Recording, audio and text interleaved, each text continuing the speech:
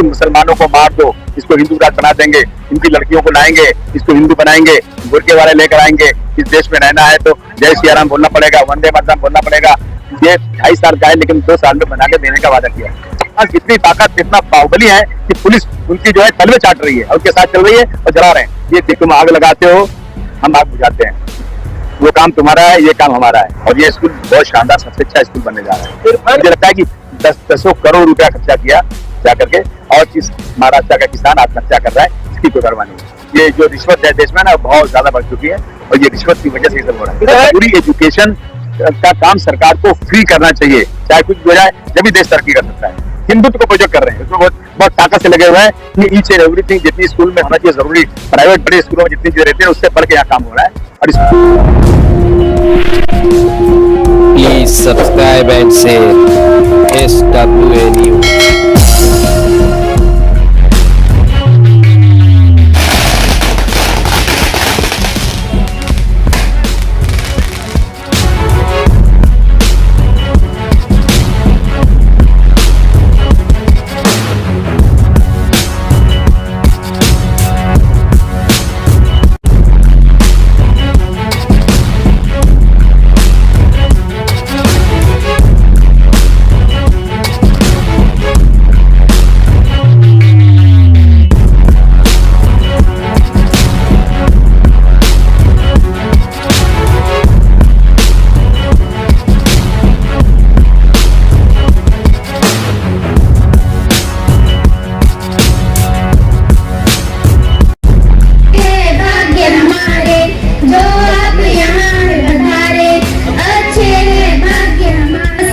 महकना कमाल होता है, बुलंदियों पे पहुंचना कोई कमाल नहीं, बुलंदियों पर ठहरना कमाल होता है। तो आपके हाथों हो रहा है तो आप जनता में क्या संदेश देना चाहते हैं? देखिए, गोंडी में पहले भी 3 स्कूल बन चुके हैं। इस तरह का स्कूल पहली बार जो हम आए थे ना, तो स्कूल ऐसे थे कि इसमें चूहे घूमते थे, बिल्लियां गंदगी करती थी, बिल्कुल खराब हालत थी। तो 1, 2, 3 स्कूल तो बहुत अच्छी बिल्डिंगें बन गई। ये बचा हुआ था इरफान के इलाके में, इसके लिए भी बहुत दिनों से बहुत स्ट्रगल हो रहा था और कहते हैं दे रहा है दुरुस्त है। और ये स्कूल बहुत शानदार, सबसे अच्छा स्कूल बनने जा रहा है। बने तो उनको क्या शुभेच्छा देना चाहिए? उनको मुबारकबाद दिया ना मैंने, और अच्छा काम करेंगे टिकट भी दे दूंगा। अच्छा, जैसे कि आज पिछले बार उनको भगा दिया जा रहा है। देखिए दिक्कतों का सामना करना ये किसी इंडिविजुअल आदमी की हैसियत नहीं है। हम लोग 2-5 लाख रुपए देते हैं, हर साल देते हैं, तो उसको जो स्कूल फीस भर देते हैं, कुछ लोग अपनी तरफ से इंडिविजुअल लोग भर देते हैं। लेकिन सरकार की ये जिम्मेदारी होती है कि सरकार कम से कम कोविड के जमाने में सबकी फीस पूरी माफ कर दे। हम लोगों ने एक बार नहीं 50 बात किया सरकारों से, लेकिन सरकार ने कोई बात सुनी। लेकिन स्कूल वाले फीस तो लेंगे, अगर फीस लेंगे तो टीचर जो बेचारे उसमें है तो वो टीचर्स कहाँ से खाएंगे, उनकी रोजी रोटी कैसे चलेगी? पूरा स्टाफ है स्कूल का, तो थोड़ा पगार उनकी अगर 10,000 है तो 8,000 को दे दिया, 7,000 दे दिया जाए, लेकिन वो पैसे आना चाहिए। पब्लिक के वो पैसे नहीं है। तो सरकार ने गायकवाड़ जी ने कहा था कि मतलब कोविड के दौर में एजुकेशन मंत्री रहने के बाद उन्होंने कहा था कि सारी स्कूलों से कि स्कूल की फीस ना ली जाए, उसकी और भी स्कूल ना ली जाए। नहीं, देखिए ऐसा है ना कि स्कूल फीस के वर्षा गायकवाड़ जी को ये बोल के फ्री नहीं होना चाहिए, स्कूल फीस ना ली जाए। स्कूल की फीस गवर्नमेंट देगी। अगर स्कूल की फीस नहीं ली जाएगी तो टीचर को तनख्वाह कौन देगा? स्कूल चलेगा कैसे? तो स्टाफ पूरा उनका भुखमरी हो जाएगी उनकी, खाएंगे क्या वो लोग? सरकार को अपने खजाने से ये पैसा देना चाहिए। इतना भ्रष्टाचार, इतनी बेईमानी हो रही है, तो क्या स्कूल के बच्चों को फीस सरकार नहीं दे सकती? ये सरकार की जिम्मेदारी है। और फिर थोड़े दिन पहले मनोज कोटक जी ने कहा था कि मैं सभी पार्टियों के नेताओं से मतलब आह्वान करना चाहूंगा कि मानपुर शिवाजी नगर की जो नशाखोरी है उस पर जल्द से जल्द सभी लोग मिलकर प्रयास करना चाहिए कि बंद हो। देखिए ऐसा है ना कि मैं मनोज कोटक जी से कहूंगा कि आपकी सरकार चल रही है पूरे देश में, एकदम दनाते फिर रहे हैं आप, और आप अगर पुलिस से आ जाए ना तो परिंदा पर नहीं मार सकता। सर मैंने ये बात भी कहा था कि पुलिस आपकी है, सरकार आपकी है, तो फिर आप क्यों नहीं, आप खाता रहे अन्य मुद्दे की, तो आप क्यों नहीं प्रयत्न कर रहे हैं? अगर पुलिस से आ जाए, अमेंडमेंट कर सकती है पुलिस कानून में, अब पुलिस उनके साथ ज्यादती कर सकती है, उनको बंद कर ले जा करके, और ऐसा सबक सिखा दे दोबारा कोशिश न करें। कम से कम जो बेचने वाले हैं वो एरिया में ना आने पाए। लेकिन क्या है ना, ये जो रिश्वत है देश में ना बहुत ज्यादा बढ़ चुकी है और ये रिश्वत की वजह से ही सब हो रहा है। नहीं, मैं कभी कह नहीं सकता ये बात। जो मेरे हाथ में, मैंने हाउस में कहा था, हाउस में कि अगर सरकार नहीं कर सकती तो मुझे दे दो और छूट दे दो मुझे कि मैं जो चाहूँ करूँ। मैं 100 दिन में गोंडी में नशा बंद करवा दूंगा अगर आपने मुझे चार्ज देने। अदर कोई ऑफिसर में उनके तकलीफ नहीं, आप मुझे बताइए कि विधायक क्या कर सकता है? विधायक हाउस में आवाज उठा सकता है, चीफ मिनिस्टर के पास डेलीगेशन लेके जा सकता है, पुलिस पे जाके वहाँ पे पुलिस को कह सकता है, वहाँ आंदोलन कर सकता है, पुलिस के खिलाफ आवाज उठा सकता है। वो सब मैं कर चुका हूँ। अब आप बताओ मैं क्या करूँ? अगर आप मुझे रास्ता बता दो कि विधायक ये करे तो बंद हो जाएगी नशा, मैं अभी से करने को तैयार हूँ। दिक्कत कहाँ हो रही है? वो जानना चाह रहे मैंने कहा ना कि प्रशासन अगर कलप हो जाएगा तो काम हो जाएगा। जैसे देश में देखा जा रहा है कि हजारों स्कूल बंद हुई है, जो सरकारी स्कूल थे वो बंद हो गई है, वहाँ पर आप ये गोवंडी में एक नई स्कूल का निर्माण करना चाह रहे हैं, क्या संदेश देना चाह रहे हैं? मेरी सरकार ने हरियाणा वगैरह में बताया ना कि जो बच्चे सरकारी स्कूल में पढ़ेंगे उनको पैसा नहीं मिलेगा, फ्री पढ़ाई नहीं होगी, और जो बच्चे प्राइवेट में पढ़ेंगे उनको पैसे दिए जाएंगे। इसके पीछे ये था ना कि सारी स्कूलें बंद हो जाए और उसकी बेच दी जाए, और जब कहेंगे प्राइवेट में पैसा दे रहा था फिर बंद कर देंगे, प्राइवेट में पैसा नहीं देंगे, सब बेचारे बेहाल हो जाएंगे। ये तो सरकारी नीतियां चल रही है आजकल। मैं समझता हूँ कि स्कूल चलाना तो पूरी एजुकेशन का काम सरकार को फ्री करना चाहिए, चाहे कुछ हो जाए, जब भी देश तरक्की कर सकता है। सर, पिछले दिनों रामनवमी का त्योहार गया और बिहार के अंदर एक ऐतिहासिक मदरसा है, एजीजिया मदरसा, जिसको पूरी तरीके से जलाकर खाक कर दिया गया।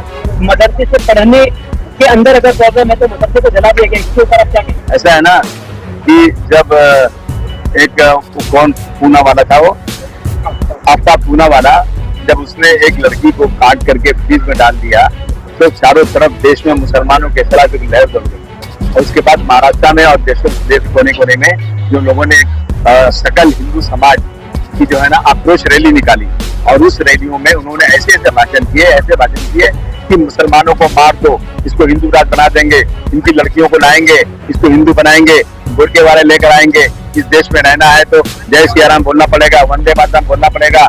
मुसलमानों के खिलाफ ऐसी बातें की गई पूरे देश में। अब दूसरी बात, हमारे यहाँ पे हमारे जो यहाँ के वो है पालक मंत्री है, उन्होंने कह दिया 1 लाख हिंदू लड़कियों को मुसलमानों ने जो है धोखा दिया लव जिहाद के नाम पर। तो इन चीजों को देखने के बाद पूरे देश में जो हिंदू था ना उसका फूट खोल गया। जब मंत्री बोलेगा ऐसी चीजें, जब बड़े बड़े लोग और सरकारें चुपचाप बैठी रहेंगी तो लोगों के अंदर नफरत पैदा हो गई, मुसलमानों की मस्जिदों को तोड़ने लगे, मदरसे को जलाने लग गए, या और उनको परमिशन मिले या नहीं मिले, उनके पास इतनी ताकत, इतना बाहुबली है कि पुलिस उनकी जो है तलवे चाट रही है और उनके साथ चल रही है और जला रहे हैं। ये देश में बंद होना चाहिए। मैं बार बार कह रहा हूँ ये चीजें अच्छी बात नहीं है और इससे नफरत पैदा हो रही है देश के अंदर। मैं 4 दिन से पूछ रहा हूँ अपने डिप्टी चीफ मिनिस्टर को, मगर वो साहब गए हैं, अयोध्या गए हैं। कहीं ना कहीं ये सब नफरत की वजह से हो रहा है, नफरत की वजह से। ये नफरत बंद नहीं होगी ना तो भारतवर्ष जो है एक कमजोर मुल्क बन जाएगा। जी भाई बोलिए। सर, इस तरह का मुंबई में प्रेस क्लब है, मुंबई प्रेस क्लब, उस तरह हम आपसे सभी पत्रकारों की तरफ से मांग करना चाहेंगे कि गोवंडी प्रेस क्लब आपके तरफ से बना के सभी पत्रकारों को दिया जाए। Press club Govandi press club, देखते भैया, आपकी बात पहली बार आपने कहा। सर, मैं सभी पत्रकारों की तरफ से मांग कर रहा हूँ आपसे। आज तक कोई मांग ही नहीं किया, तब देखते हैं। नहीं, मांग कर रहे हैं, सारे लोग मांग करें कि जिस तरह मुंबई पत्रकार का क्लब है उस तरह हमारा गोवंडी का प्रेस क्लब हो, और सभी जो ग्रासरूट से जो हमारे नगर सेवक हैं, अगर कुछ बात है तो आइए प्रेस क्लब में, वहाँ वो पत्रकारों को नहीं आने दूंगा जो तलवे चाहते हैं वो दीजिए। लोगों को कई सारी तकलीफों का सामना करना पड़ता है, यहाँ पे हॉस्पिटल होने के बावजूद भी उन्हें शताब्दी जाना पड़ता है। इसके साथ क्या कहना है? भाई सरकार है ही नहीं, क्या करें? केस चल रहा है सुप्रीम कोर्ट में, रोज जजमेंट इंतजार किया जा रहा है। मैं पिछले, इसके पहले और इसके पहले हाउस के अंदर बोल चुका हूँ और मंत्री ने कहा मैं आऊंगा, इस गोवंडी मैटरनिटी होम का दौरा करूंगा और इसकी सारी चीजें करूंगा। इसके पहले जो मिनिस्टर थे उन्होंने मुझे कहा था कि मैं आऊंगा, पूरा करूंगा, चले गए, वो नए आए हैं। अभी परसों आने का घेराव किया, हंस रहे थे, हाँ मैं आता हूँ। मैं रोज मैं अभी डायरी दिखाता हूँ अपने, मेरे डायरी में प्रायोरिटी में लिखा हुआ है कि इनको इस शताब्दी में और यहाँ पे इस मैटरनिटी हॉस्पिटल में लाना है, इनको दिखाना है, रोज लगा हुआ हूँ। लेकिन क्या करेंगे, काम ही नहीं कर रहे हैं लोग। सिर्फ बात की बात हो रही है, हिंदुत्व को प्रोजेक्ट कर रहे हैं, उसमें बहुत ताकत से लगे हुए हैं कि उद्धव जी थे वो अलग रास्ते पे चले गए, इसलिए मैं आया हूँ उद्धव जी के जो बाला साहब ठाकरे के पुराने काम जिसको पूरा करने के लिए, और जा रहे हैं 3-3 हजार आदमी को लेकर जा रहे हैं। गए थे अयोध्या, तीर धनुष ले आके पहले दे दिया साधुओं को, तुम रखो, हम आएंगे, हमको गिफ्ट कर देना। ये यही चला, नकली काम अपनी तरफ से नया कमा दिया और रखा, अब बाद में गए तो साधु लोग उनको गिफ्ट कर रहे हैं। ये क्या है? मुझे लगता है कि 10 करोड़ रुपया खर्चा किया जा करके, और इस महाराष्ट्र का किसान आत्महत्या कर रहा है, इसकी तो करवानी। फिर गवर्नडी की आवाम जिन्होंने आपको 3 बार चुनकर दिया, उनको क्या मैसेज दें? मैं आपका बहुत शुक्रिया अदा करना चाहता हूँ और कहूंगा कि अगर आपको लगता है कि मैंने काम नहीं किया तो चौथी बार किसी और करवा देंगे। ये स्कूल जो है इसमें गोल्ड के बच्चों को मतलब किस चीज की फैसिलिटी मिलने वाली है? देखिए इसमें जो है ना क्या ऑडिटोरियम इसके अंदर है, स्पोर्ट्स क्लब इसके अंदर है, इसके अंदर जो है लाइब्रेरी टाइप है, साइंस लाइब्रेरी, यानी ईच एंड एवरीथिंग जितनी स्कूल में होना चाहिए जरूरी प्राइवेट बड़े स्कूलों में जितनी चीजें रहती है उससे बढ़ के यहाँ काम हो रहा है और इसको हम लोग कोशिश करेंगे ये कॉलेज तक जाए। तारीफ करो कि इस मुल्क में आपसी भाईचारगी रहे और रमजान में इफ्तार में अपने हिंदू भाइयों को बुलाओ, उनको इफ्तार कराओ और ईद में उनको सवैयां खिलाओ, गले मिलो और नफरत वालों को मोहब्बत सिखाओ। तो उनसे कहो कि तुम आग लगाते हो, हम आग बुझाते हैं, वो काम तुम्हारा है, ये काम हमारा है, हम मिलजुल कर इस मुल्क में रहेंगे, नफरत इस इलाके में आने ना पाए। इसका रमजान के महीने में एक दिल से तय कर लो कि हम गोंडी को एक हिंदू और मुस्लिम एकता का एक ऐसा सेंटर बनाएंगे जहाँ नफरत नाम की कोई चीज नहीं है। तो उसका कम पड़ेगा तो और ला देंगे, कोई चिंता नहीं, कम उससे कम तो वजह ही नहीं है। और उसके बाद ये 2.5 साल का है लेकिन 2 साल में जी के मैं बहुत शुक्रगुजार हूँ, उन्होंने बहुत मेहनत की है। आर्किटेक्ट जय मास्टर जी और कॉन्ट्रैक्टर महेश शाह जी, राजेश शाह जी, यश शाह जी और यशुद्दीन चाचा और यहाँ पर मौजूद सभी टीचर और पेरेंट्स और मेरे स्टूडेंट्स सभी का मैं बहुत ही तहे दिल से शुक्रगुजार हूँ कि जनाब अबू हाशिम आजमी साहब ने हमारी हर तरह से मदद की, तब जाकर आज ये स्कूल यहाँ पर मुकम्मल हुआ है। हम लोग को आज भी याद है 2017 में जब हम लोग ने इस स्कूल के प्रपोजल बनाया था और हमने डिमांड की थी कि इस स्कूल को नया डेवलपमेंट किया जाए और 2018 में इसका रिपेयरिंग का करीब 2.5 करोड़ रुपए इसका फंड आया। मैं कॉन्ट्रैक्टर मेरे पास में आया और कहा कि सर इसका कामकाज शुरू करना है। मैंने अबू हाशिम आजमी साहब से बात की, सर वो बेटी चाल स्कूल अगर इन लोग रिपेयरिंग एक बार हो जाएगी तो करीब 4-5 साल नहीं बन सकती है। तो जनाब आमदार अबू हाशिम आजमी साहब ने कहा कि बिल्कुल इसको रिपेयरिंग मत करो, नया स्कूल डेवलप करो और ड्राइंग उसका ऐसा होना चाहिए कि लोग देखे तो दिल खुश हो जाना चाहिए हमारे गोंडी शिवाजी नगर की जनता का।